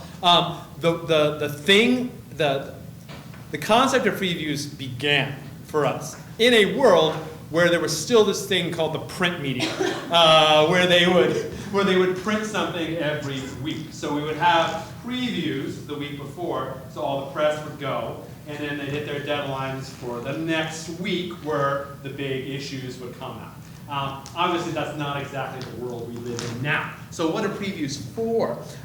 Previews are a time for you to fill the seats with as many people as possible so that when all of the hullabaloo surrounding the opening of the festival hits, you already sort of have a foothold, right? Now, really, you are your own hullabaloo at the same time. It's your opening that we're talking about. So if you open on the 10th, then that is, you can make that your preview. You can make that the time we get everyone in and you start building up some talk. So We're not losing out by starting a week later than. no, not necessarily, because like every show has a life of their own, and every show has their own sort of journey through the Fringe, and no one says you need a preview. We suggest, if it's within your budget and your timeline, something you can do, to have a preview, and so you can say specifically, there's still a lot of press that go see shows on preview week, but there are a lot of press that go see show through the whole thing, right? It's one tool in your toolbox is having a preview. It's not the ultimate tool. So if you put all these things together, you think, and you go through the Bridget back and you read about previews, and you think like, you know what? I think I can build a preview into my strategy, and I have the budget. I'm not going to kill myself by adding another performance. Then consider getting a preview. But if it's outside of your budget, if it's not part of your strategy, then no. There's tons of really successful Fringe shows that did not have a preview. So I'll say that. So hope that answers your question. Great. Sure. Yes, and I know I'm getting to this side next. Hi, my name is Julia. I'm with Broadway Noir. I had a question about the Fringe participant button. Yeah. I feel like I had one last year, but I didn't know how to use it. Yep. And so you get $1 off. So is that like programmed into the Fringe site? Yep. And is it $1 off its full price or Oh, sure. Well, the main way you push the button on the freak, and then a helicopter springs out. Right. Okay, right, sure. Yeah. Okay, so yeah, the button has a few things it gives for you. The first and foremost in my mind is it just says, "Hi, I'm with the Fringe," or "I'm affiliated with the Fringe," and that's important in and of itself. And they're also collectors, like people go and collect them every year, and they feel really cool. So that's the one thing. It's sort of ornamental and community based. It also gets you $1 off drinks at Fringe Central. You go to Fringe Central, you have a button, and it gives you $1 off. So that's another thing. Then it gives you $1. I'm going to answer your question about registering on the website. When you are at the door of the venue and you walk in, and because everyone just heard what I said about honoring the button at the door, or else you'll be shamed across the Twitter sphere, you get $1 off at the door. Now online, if you buy a button online, it's automatically registered with your account in your set, right? If you go over here and pick up your button, not so much, unless you are the principal producer of your show. Ye who registers the show automatically gets a button and automatically has a button registered for them on the website. So when you're patrolling through the Fringe site, you'll see your button discount applies to this show. However, let's say you're at the opening night party and you get a button, or you walk out the door right now and you get a button, and the website doesn't know you have a button. Email support@hollywoodfringe.org, and it's really easy. We'll register your button for you. That's it. And then so that in the hotspots, hollywoodfringe.org/hotspots, where you can go around and you get cheaper food and sometimes services and whatnot. Almost every food truck provides a button discount, stuff like that. But mainly, it says, "Hello, I'm a part of the Fringe Festival," and it creates that sense of community and that sort of openness to talk to one another, and that really works. Hope that answers your question. Good. Yes. Hi, I'm Michelle Dewsbury. I'm doing a solo play called But I Love Him, based on domestic violence. My question. This. So if I've already made poster and postcards, and my poster doesn't have the Hollywood Fringe Festival logo, that's fine. Yeah, it's fine. Because because like there's like this many flyers, and there's this many posters. Okay. So I would say like, oh, clearly it's fine. You're fine. Don't worry about it. I'd say still do it. Because they'll know what it's part of and they know what website to go to. So if you haven't yet made a poster, I would say put the logo on it. But if you have already printed them, don't worry about it. You're cool. This side, yes. I'm Mark Hine, and the show that I'm producing is Vincent Deconstructed. About the last last years at Vincent Van Gogh. Happy last few years with him? Yeah. Like his whole life. I'm having a little trouble seeing what the difference is between the universe of people who are the community and would get a community discount. Yep. And the universe of people who are participants Right. and would get a participant discount. That's a They good look question. an awful lot like a Venn diagram with almost no outer edges. It's a good question. Okay, so not all community are participants. And so yeah, your Venn diagram actually works well. So participants are you folks, people who have a show or in a show as registered on the website. And by the way, for those of you that have a show, are producers of the show, make sure you add all of your cast to the website. And that's not just to increase our list, it's because they will get ballots. Unless you register your cast on the website, they will not get ballots for awards. So that's, and also it's promotion for them, which is fantastic. Those people, if I'm in a registered show on the website, and my little headshots there in the team section, then I qualify for participant discounts. Okay. Now, I'm Joe Schmo, off-street civilian, and I'm not a part of the participant crowd at the Hollywood Fringe Festival. I do not get those participant discounts. But I bought a button. Therefore, I am now a member of the community. So I get $1 off all shows. Now, you might ask, which one wins? Like participant discount or button discount? And unsurprisingly, if I have a button and I'm a participant, the highest price wins. The lowest price wins.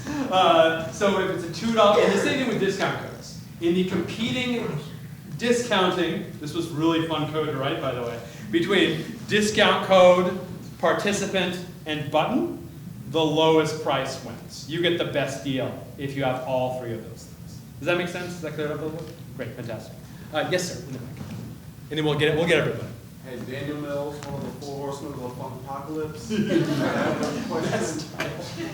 Is there a way on the ticketing site to maybe make a 2-for deal? Like, Common question. No. Eventually, you have just got into a pile of people who have requested that feature. So thank you. One day we will have 2-for-1s.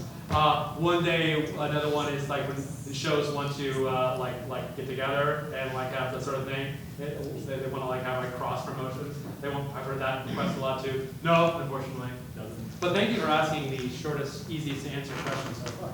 Yeah, let's go to this side. Everyone's gonna get a chance. Yes.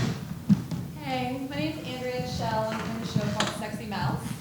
And Mouse? Sexy Mouse. Okay, mouse. Okay, got it. Mouse. It's about sex decades in Europe. Okay. So that's it. Huh? And I have 2 questions. So one is for the, how do I say this? So the ticketing, like the ticketing on the online, Yep. you can say I want this to close at this particular time. Yep. But so would it behoove us to actually just keep the ticketing open so that when people are at the door and they want to buy tickets, they can just buy them through the Hollywood Fringe site? Or, like, so let's say I close it an hour before then I can only take cash, or then do I set up like an Eventbrite thing and then like a little Well, gosh, or Square, or something like that. Yeah, I mean, absolutely. I don't know how many people do that. If you want to accept credit cards at the door and your venue doesn't allow you to accept credit cards, is you could set up Square and you can do it that way, so the money goes straight to your account. I mean, that's a pretty good idea. For those who don't know what Square is, it's like a personal point of sale tool where you can like swipe credit cards on your iPhone, your Android phone, or your iPad, what have you. You can take money right there, and that's a good idea.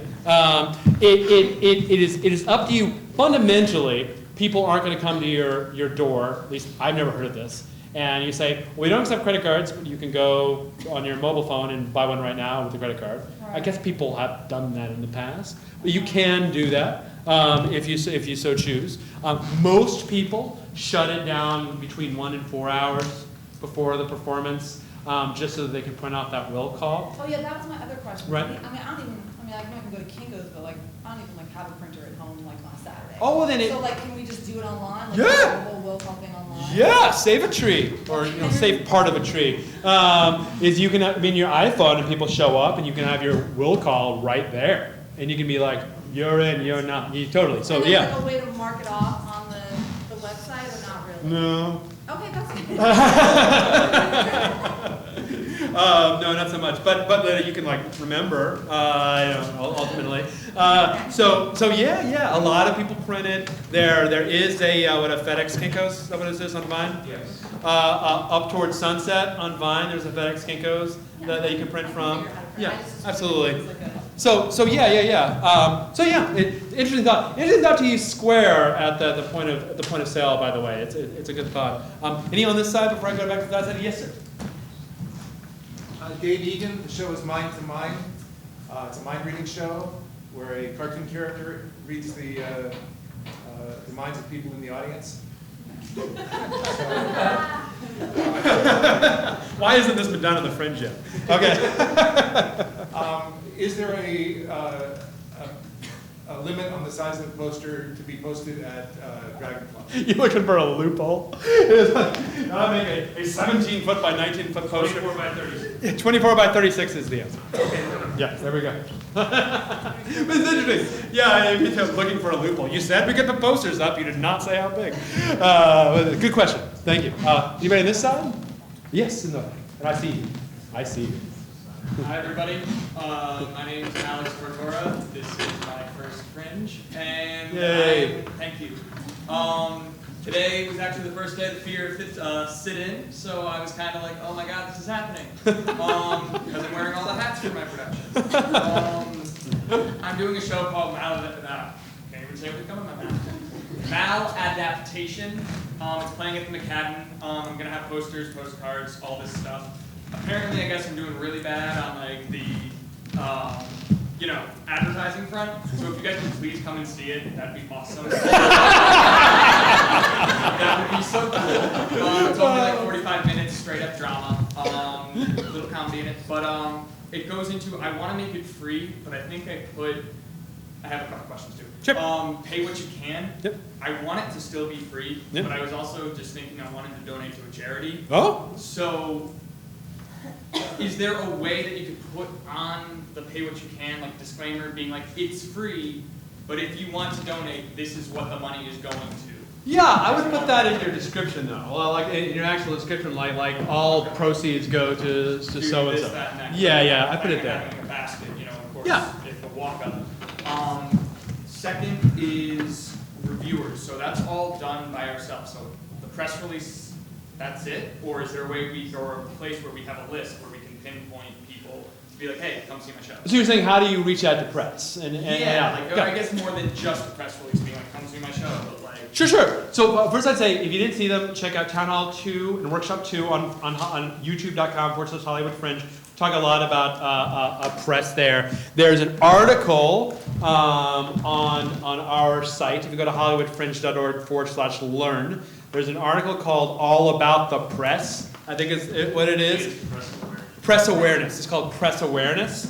And there is a list there provided by one of our partners, Bitter Lemons, of various media outlets around town that cover the press. Now, we don't give you their email addresses. This is homework. You need to figure that out. But you can start there. So post, if your question is, to tour press, is all I need to do is post something on the Fringe site?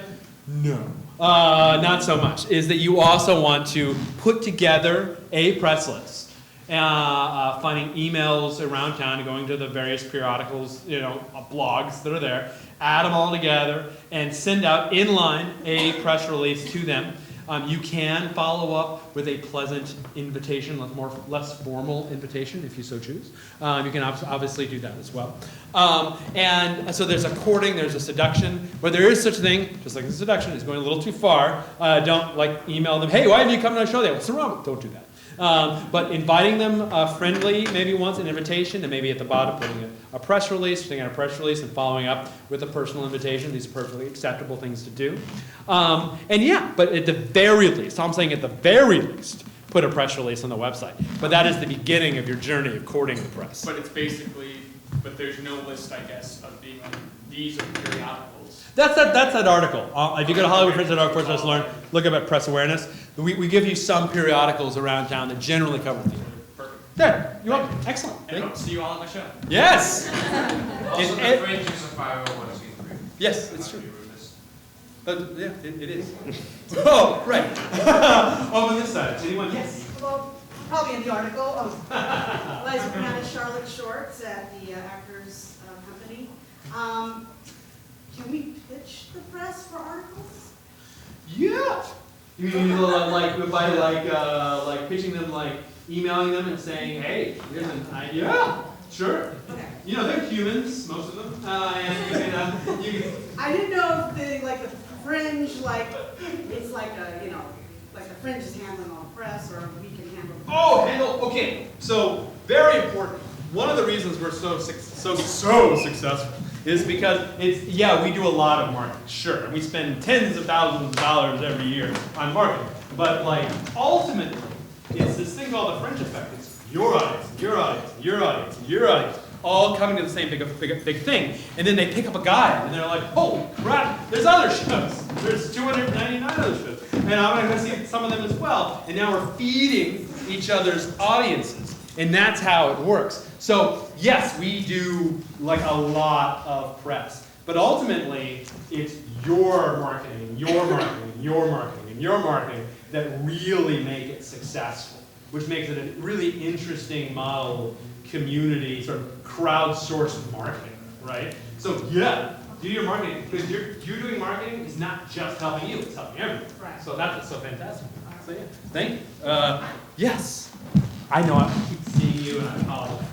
Okay. I'm Terry Holzman. My show is called Sticky Fingers, and it's a monologue-driven play based around conversations with real women shoplifters. So, and it's at the complex, and I've got all the my posters, my buttons, everything, and my little postcards. I think at one of the other town halls, you talked about somebody that you can pay to. Yeah.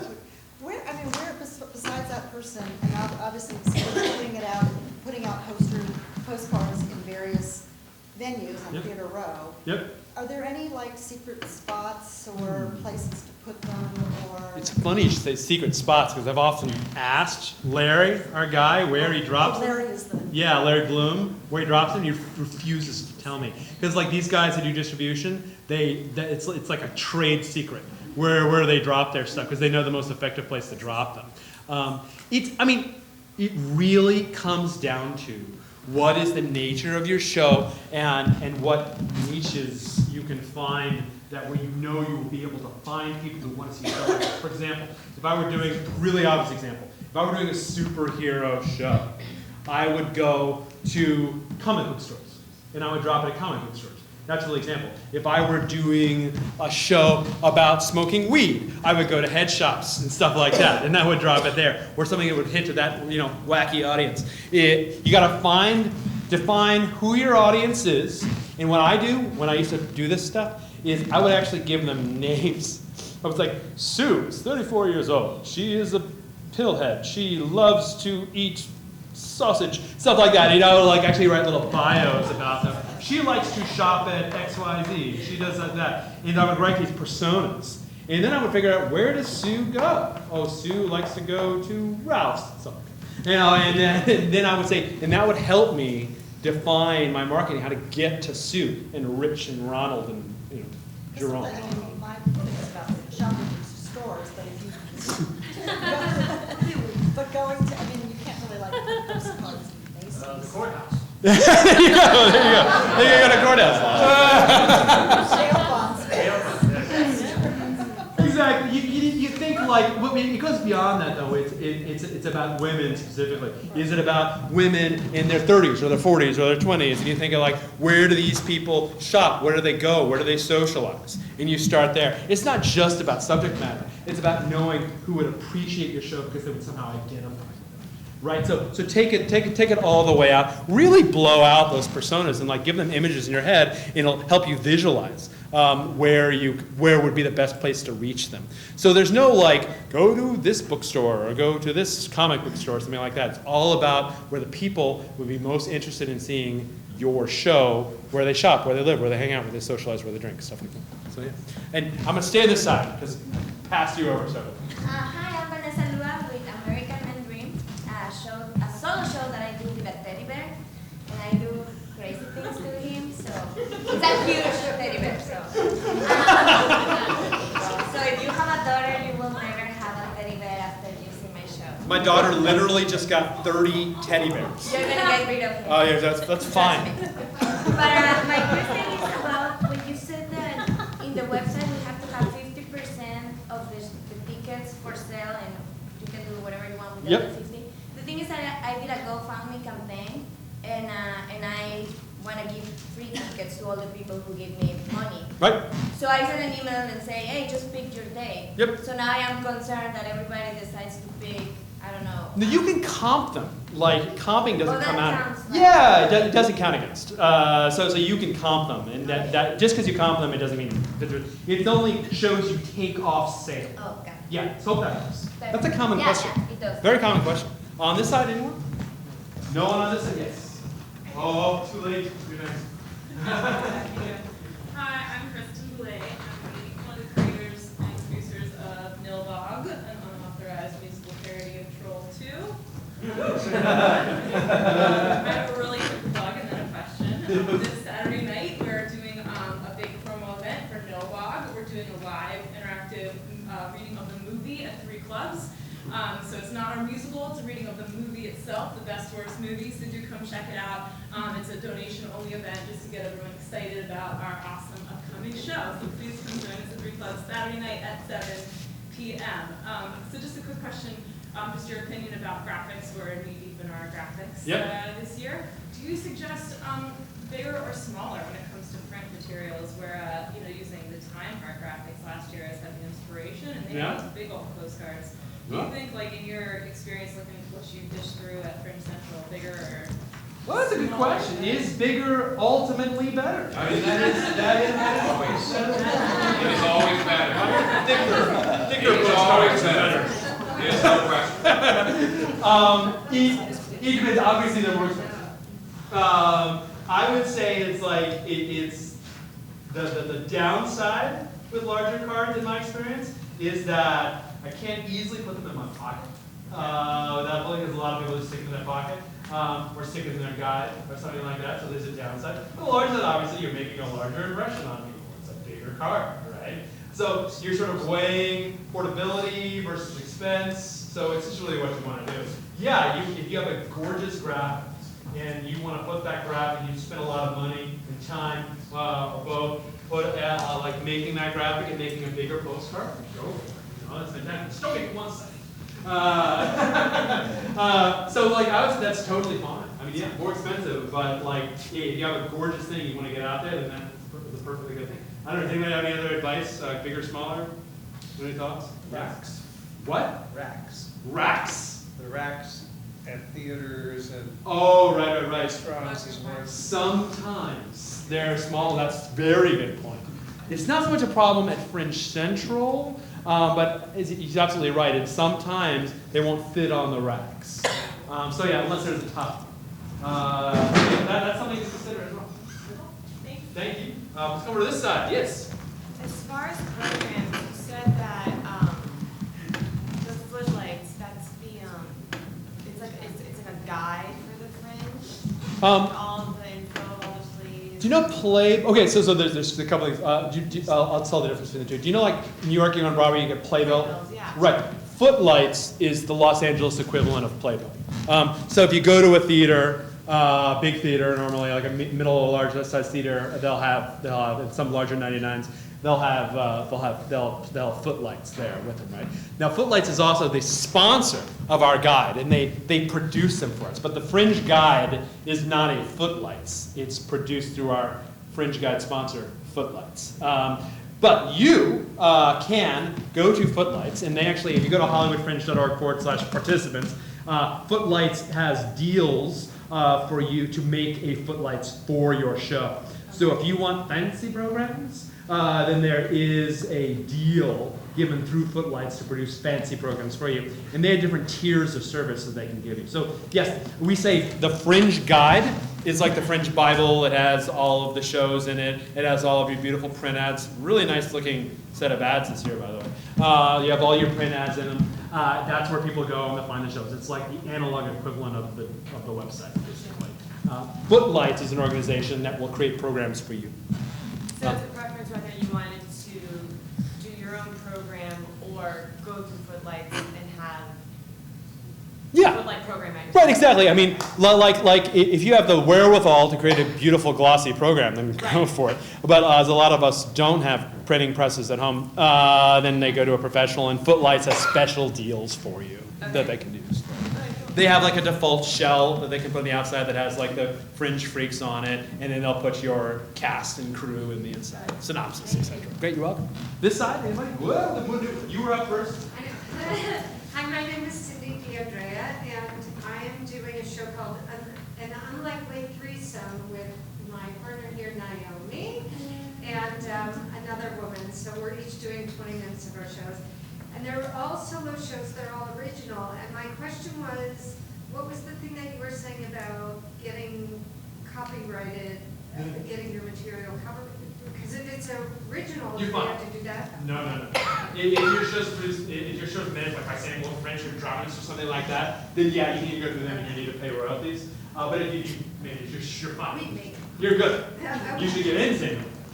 I mean, that's the next step. It wouldn't be the first show, by the way, to come out of Fringe that's been published about one of the two weekends. So that happens.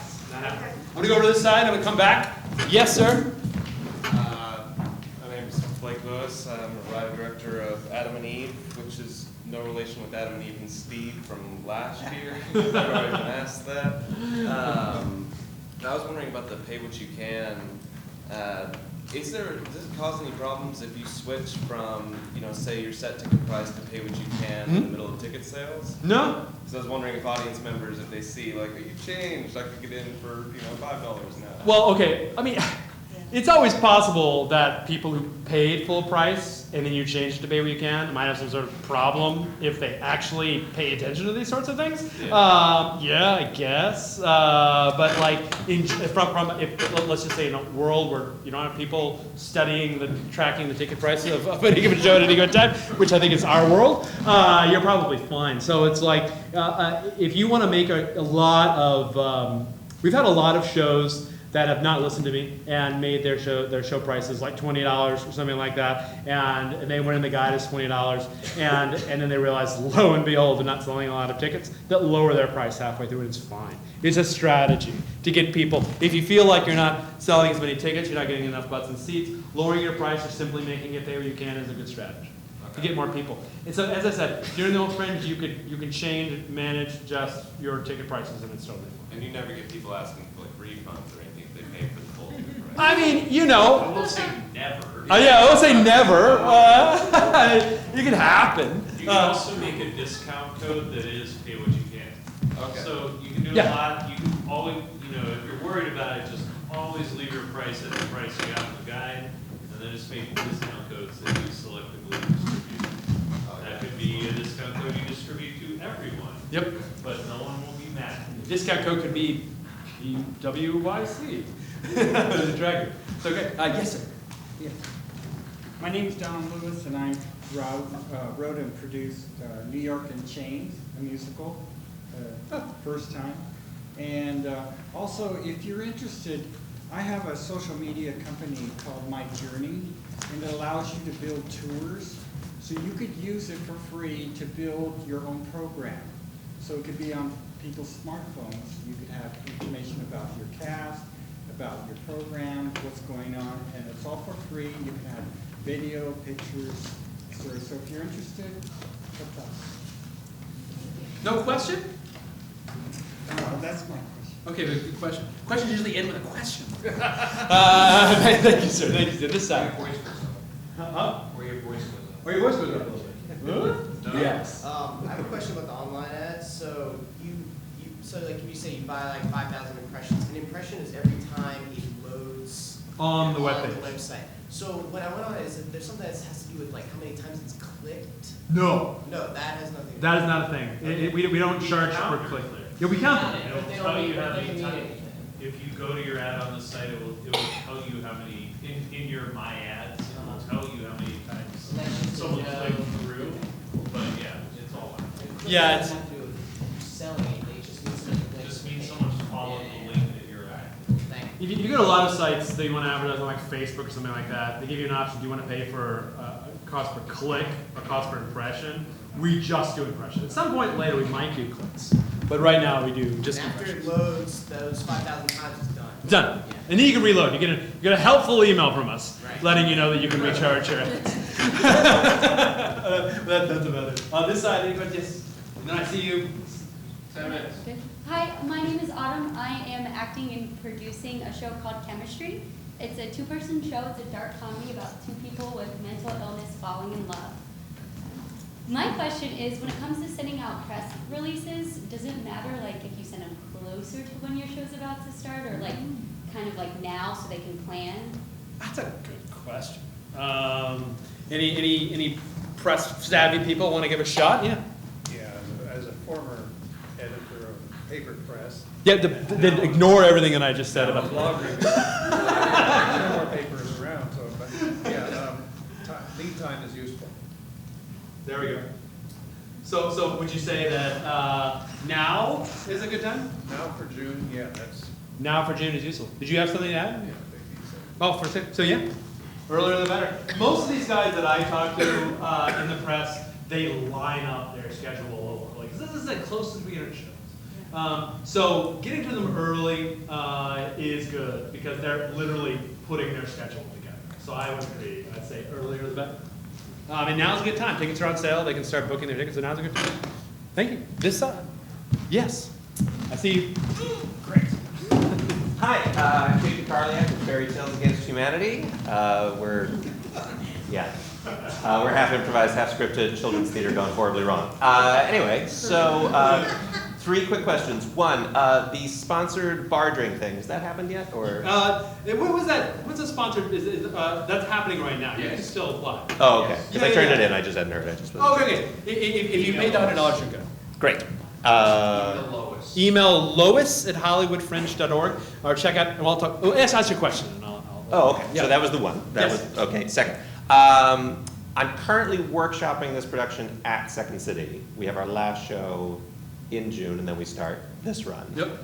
Can I put on my postcard the last show that's in June on that? You can put on your postcard whatever you want to put on your postcard. Absolutely. We're I not won't going to say say, it's part of wait Fringe, a but, second. like, you know. Right. Now, note, it might be confusing to people because it wouldn't necessarily be sold through the Fringe site. So that might be some confusion you need to somehow manage on the card. Right. But yeah, you can put anything you want in your own card. It just needs the Hollywood Fringe logo. Correct. So yeah, a picture of a poop on a card. If the show is in June, you could also just make it part of the festival too, under your existing registration, as long as that was cool with Second City. Oh, I doubt that. They're horrible people. I say that with love. And last but not least, in terms of guerrilla marketing, let's say, I don't know, I wanted to have some people do like quick 2-person improv scenes outside of a theater with the venue and show's permission. Yes. Could I do that? Yeah. Great.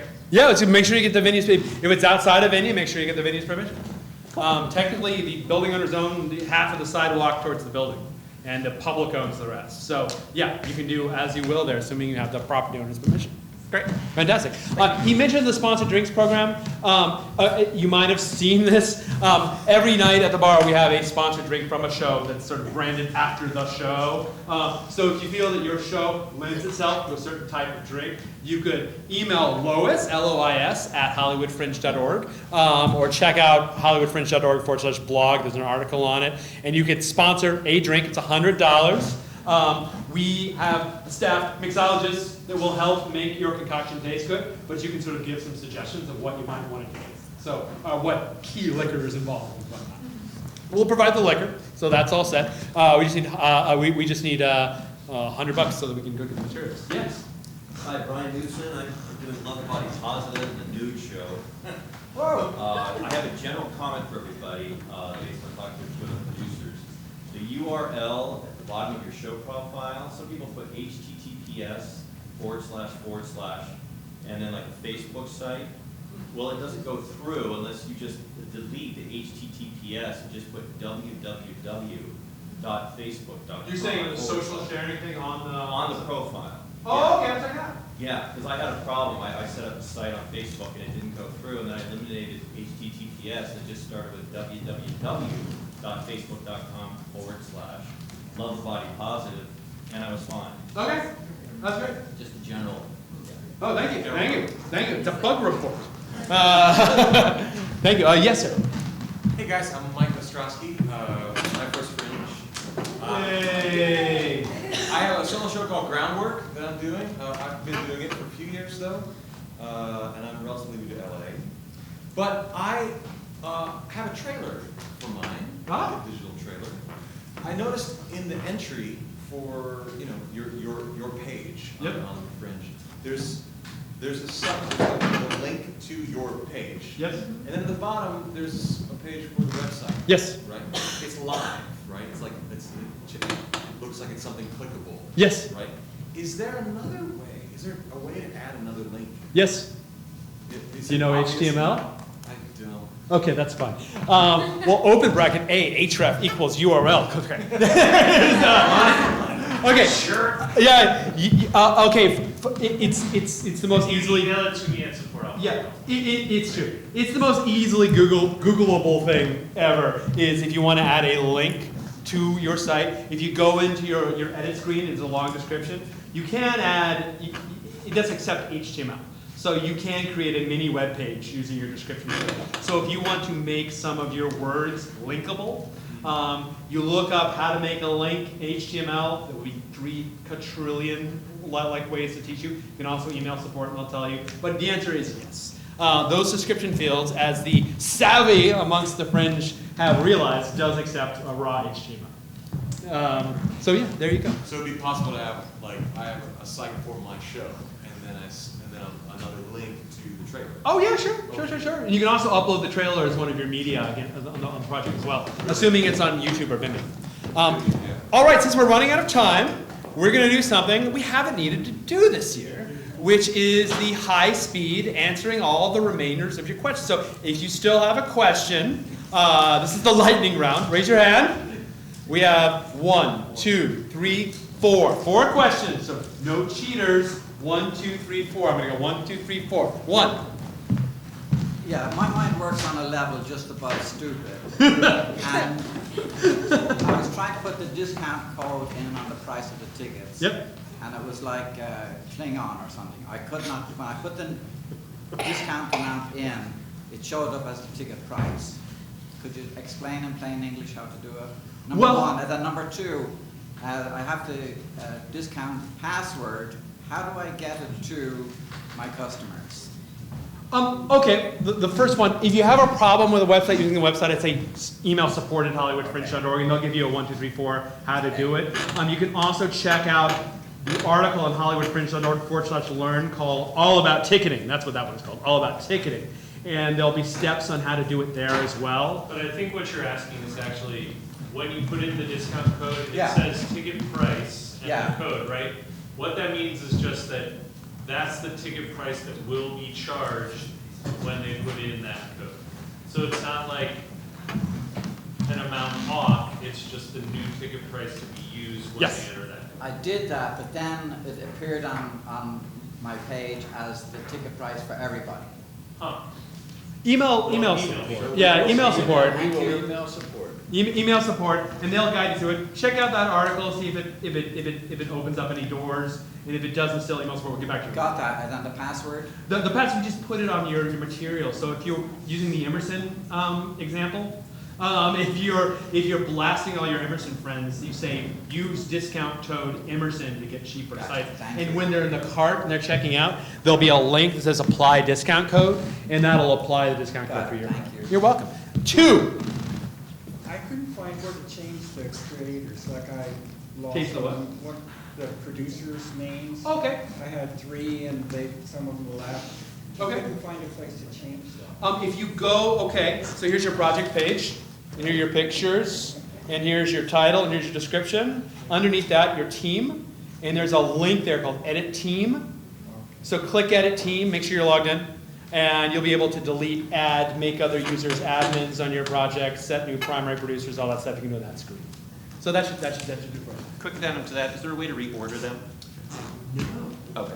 Well, you could delete them and re-add them. You can delete them and re-add them, yeah. And then they would get another email saying that I can have them. As long as you use it, if you delete somebody, if you use an email that's already in the system, it just auto-detects the account that they have and it will not sign. Oh. Feature requests, bug reports, hitting me everywhere. Okay. 1, 2, 3. Two quick ones. When can we bring our marketing, I know, when can we bring our marketing materials to Dragonfly? Yep. When? When? Okay. Opening night party. Opening up, we can actually do it before because we can accept them. Like, Yeah, while but they're there won't be anyone there, so it's semi. No, I mean, there will be. Like, let me No, know. I mean, there won't be any attendees. Sure. That's all. Sure.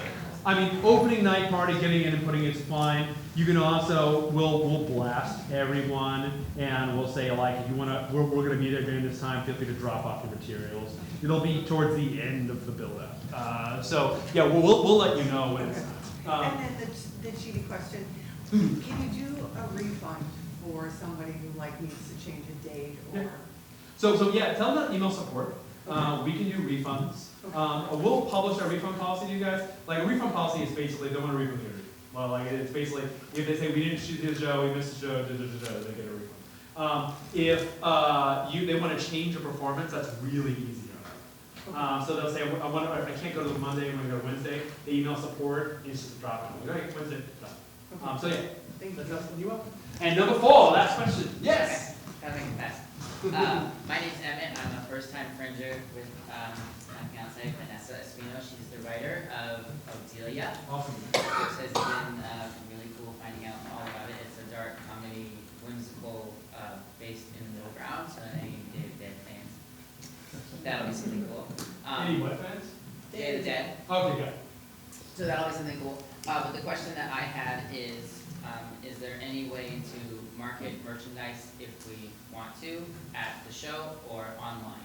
Online, no, not yet. At the show, talk to your venue. A lot of people do it like before the show, after the show. They have a Square account set up, something like that. So we can do that as long as we get the venue. Venue's permission. I don't think a lot of venues are going to say no. They might say you need to clear out at this time so the other show can get in, or the other box office can set up. But yeah, ask your venue. Online, not yet. That's something we thought about, trying to figure out a way to do it. And can we do it with Fringe material as well? You can use the logo all you want. You can't use the freaks because, believe it or not, our original artist actually owns the rights to it. Whenever we need to reuse it, we need to get his permission. So you can't use the freaks. You can use the logo all you want. Great. That is the end of our town hall. Thank you all for coming. We're at 3 clubs across the road where there will be drinks. Thanks, everybody.